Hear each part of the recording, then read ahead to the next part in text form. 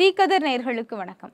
தன்னுடைய அதிகாரத்தை பயன்படுத்தி அப்பாவி மக்களுடைய வீடுகளை இடிச்சு அவர்களை வீடற்றவர்களா ஆக்குற இந்த புல்டோசர் அரசியலை சுக்குநூறாக்குற விதமா உச்சநீதிமன்றம் தீர்ப்பு ஒன்றை வழங்கியிருக்காங்க. இஸ்லாமிய மக்கள் வாழ்ற பகுதிக்குள்ள போய் வேணும்னே மதவெறியை தூண்டி கலவரத்தை ஏற்படுத்தி இதை பயன்படுத்தி அங்க இருக்கக்கூடிய அப்பாவி மக்கள் மேல கேஸ் போட்டு அவங்கள சிறையில் அடைச்சு, அது மட்டும் இல்லாம அங்க இருக்கக்கூடிய மக்களினுடைய வீடுகளையும் இடிக்கிற ஒரு புல்டோசர் நடவடிக்கையை உத்தரப்பிரதேச பாஜக மாநில அரசு கையில் எடுத்துச்சு.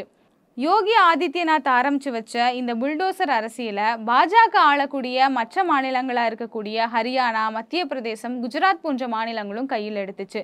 இது எல்லாத்தையும் தட்டி கேட்க வேண்டிய இடத்துல இருக்கக்கூடிய இந்த நாட்டினுடைய பிரதமரை இது எல்லாத்தையுமே ஆதரிச்சு பேசியிருக்காரு அப்படிங்கிறது தான் இதுல ரொம்பவே மோசமான ஒரு விஷயம். இதை எதிர்த்து எதிர்கட்சிகள் கேள்வி கேட்டாலும் கூட இவங்க எல்லாருமே ஆக்கிரமிப்பு இடத்துல வீடு கட்டி இருக்காங்க, நாங்கள் நோட்டீஸ் அனுப்பியும் அவங்க வீடை காலி பண்ணலை, அதனால தான் இடித்தோம் அப்படின்னு வாய் கூசாமல் ஒரு மாநில அரசு நிர்வாகமே பொய் சொல்லுது. கடந்த 2022ஆம் ஆண்டு டில்லியில் நடைபெற்ற ஹனுமன் ஜெயந்தி ஊர்வலத்தில் வேண்டுமென்றே கலவரத்தை ஏற்படுத்தின சங் பரிவார் கும்பல் அடுத்த நாளே புல்டோசரை தூக்கிக்கிட்டு பாஜக நிர்வாகம் அங்கே போய் நின்றுச்சு. அந்த விஷயத்தில் சரியான நேரத்தில் உச்சநீதிமன்றத்தினுடைய தலையீட்டாலையும் மார்க்சிஸ்ட் கம்யூனிஸ்ட் கட்சியினுடைய அரசியல் தலைமை குழு உறுப்பினராக இருக்கக்கூடிய பிருந்தா காரத்தினுடைய துணிச்சலான போராட்டத்தினாலையும் தான் ஜஹாங்கீர்புரியில் இருக்கக்கூடிய இஸ்லாமிய வீடுகள் காப்பாற்றப்பட்டுச்சு. இதற்கு பிறகு இந்த மாதிரியான சம்பவங்கள் திரும்ப நடந்துடக்கூடாது அப்படின்னு நிறைய மனுக்களும் வழக்குகளாக உச்சநீதிமன்றத்தில் பதியப்பட்டுச்சு. ஏற்கனவே இந்த மனு மீதான விசாரணையில் கடந்த செப்டம்பர் மாதத்திலேயே இந்த மாதிரியான நடவடிக்கைகள் அரசியல் சட்டத்துக்கு எதிராக இருக்கு, குற்றவாளியா தீர்ப்பளிக்கப்பட்ட ஒருவராக இருந்தாலும் சரி, குற்றம் சாட்டப்பட்ட ஒருவராக இருந்தாலும் சரி, அவருடைய வீடை இடிக்கிறதுக்கு சட்டத்தில் இடம் கிடையாது அப்படின்னு சொல்லி இந்த மாதிரியான புல்டோசர் நடவடிக்கைகளுக்கு தடை விதித்து உச்சநீதிமன்றம் உத்தரவையும் பிறப்பிச்சிருந்தாங்க.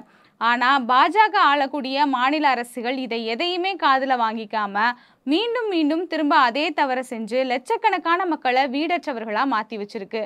இந்த மனு மீதான விசாரணை நேற்று நடைபெற்றதுல உச்சநீதிமன்றம் இது குறித்து என்ன சொல்லியிருக்காங்க அப்படின்னா, வீடு அப்படிங்கிறது அரசியலமைப்பு சட்டப்பிரிவு 21 படி வாழும் உரிமை. அது ஒரு வீட்டில் இருக்கக்கூடிய ஒருத்தர் சட்டங்களை மீறினார் அப்படிங்கிறதுக்காக அந்த வீட்டில் இருக்கக்கூடிய எல்லாரையும் வீடற்றவர்களாக மாற்றதுக்கான உரிமையை உங்களுக்கு யார் கொடுத்துருக்கா அப்படின்னு கேட்டிருக்காங்க.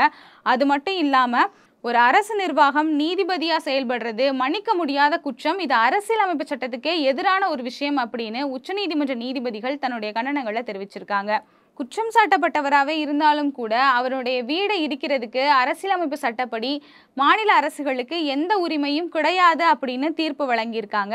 அது மட்டும் இல்லாமல் ஒருவேளை பொது இடங்களை உண்மையாகவே ஆக்கிரமித்து வீடுகள் கட்டியிருந்தாலும், குறிப்பாக ரயில் நிலையங்கள், பேருந்து நிலையங்கள், ஏரிகள் இது போன்ற இடங்களில் ஆக்கிரமித்து வீடுகள் கட்டியிருந்தா கூட அதற்கான ஒரு சரியான ஆதாரத்தை நீதிமன்றத்தில் சமர்ப்பித்ததுக்கு பிறகுதான் அதிகாரிகளுக்கு அந்த வீடுகளையோ கட்டடங்களையோ இடிக்கிறதுக்கு அனுமதி இருக்கு அப்படின்னும் இது தொடர்பாக ஒரு 10 வழிகாட்டு நெறிமுறைகளையும் வகுத்து உச்சநீதிமன்ற நீதிபதிகள் தீர்ப்பு வழங்கியிருக்காங்க. இந்த உச்சநீதிமன்ற தீர்ப்பு அப்படிங்கிறது தன்னுடைய சர்வாதிகாரத்தனத்தை காமிச்சுக்கிட்டு இருந்த பாஜக மாநில அரசுகளுக்கும் ஒன்றிய பாஜக அரசுக்கும் மிகப்பெரிய அடியா விழுந்திருக்கு அப்படிங்கிறது தான் உண்மை.